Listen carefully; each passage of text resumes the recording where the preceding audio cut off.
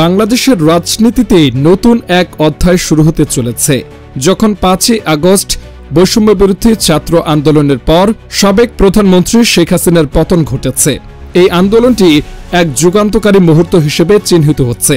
কারণ এর মাধ্যমে ছাত্র সমাজ তাদের অধিকার আদায়ের জন্য বৃহত্তর রাজনীতিতে জোরালো উপস্থিতি তৈরির পথ খুলেছে। ছাত্ররা শুধু শাসক দলের বিরুদ্ধে প্রতিবাদ জানায়নি, বরং দেশের সুশাসন, ন্যায্যতা এবং দমনপীড়ন থেকে মুক্তির জন্য সোচ্চার হয়েছে। এই রাজনৈতিক পরিবর্তনের পরে বর্তমান সরকারের পক্ষ থেকে ডক্টর মোহাম্মদ ইউনূসকে নিয়ে উপদেষ্টা পরিষদ গঠন করা হচ্ছে এবং নির্বাচন আয়োজনের প্রস্তুতি নেওয়া হয়েছে।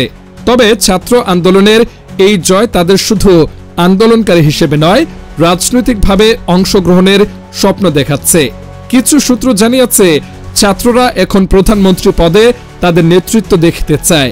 তাদের মধ্যে অনেকেই নিজেদের দলের পক্ষে ত্যাগ, সংগ্রাম ও সৃজনশীলতার জন্য পরিচিত এবং তারা মনে করেন দেশের নেতৃত্বে তাদের ভূমিকা অগ্রাধিকার পাওয়া উচিত।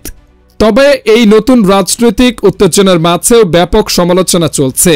অনেক রাজনৈতিক বিশ্লেষক এবং সুশীল সমাজের সদস্যরা বলছেন, ছাত্রদের রাজনৈতিক ক্যারিয়ার শুরু করার আগে তাদের পর্যাপ্ত অভিজ্ঞতা ও প্রস্তুতির প্রয়োজন। তারা মনে করেন ছাত্রদের নেতৃত্বের গুণাবলী যেমন সততা এবং আন্দোলনে নিষ্ঠা, তা সরকারের দায়িত্ব নেওয়ার জন্য যথেষ্ট নয়। অনেকেই উদ্বেগ প্রকাশ করেছেন যে রাজনীতির জটিলতা এবং দেশের অর্থনৈতিক ও সামাজিক সংকট মোকাবেলা করতে অভিজ্ঞ রাজনীতিকদেরই প্রয়োজন। অন্যদিকে ছাত্ররা এই সমালোচনার বিরুদ্ধে তাদের অবস্থান স্পষ্ট করেছে।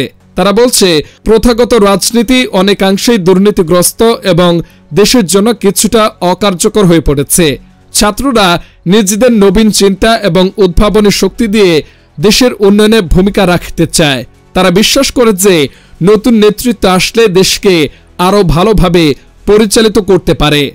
এখন দেখার বিষয় হলো, এই ছাত্র আন্দোলন কি শুধু প্রতিবাদ এবং পরিবর্তনের এক ধাপ, নাকি তারা বাংলাদেশের রাজনীতিতে স্থায়ী পরিবর্তন আনতে সক্ষম হবে? দেশের জনগণ, বিশেষ করে যুব সমাজের মধ্যে এই আন্দোলনের প্রতি সমর্থন বৃদ্ধি পাচ্ছে। তবে তাদের প্রতি রাজনৈতিক দলের প্রতিক্রিয়া কি হবে তা এখনও স্পষ্ট নয়। একজন রাজনৈতিক বিশ্লেষক হিসেবে বলাই যায় যে এই ঘটনা বাংলাদেশের রাজনৈতিক পটভূমিতে গুরুত্বপূর্ণ পরিবর্তনের সূচনা হতে পারে। ছাত্রদের শক্তি ও আকাঙ্ক্ষা একদিকে যেমন নতুন দিশা দেখায়, তেমনই তারা কি বাস্তব রাজনীতি চালানোর জন্য যথেষ্ট প্রস্তুত তা সময়ই বলে দেবে। শেষ কথা, ছাত্র আন্দোলনের তীব্রতা এবং তাদের রাজনৈতিক ভূমিকা নিয়ে চলমান আলোচনা প্রমাণ করছে যে বাংলাদেশের নতুন নেতৃত্বের আবির্ভাব হয়তো আর দূরের কথা নয়। তবে কেবল আন্দোলন নয়, এর সাথে যুক্ত রাজনৈতিক অভিজ্ঞতাও গুরুত্বপূর্ণ, যা ভবিষ্যতে দেশের শাসন ব্যবস্থায় পরিবর্তন আনতে সাহায্য করবে।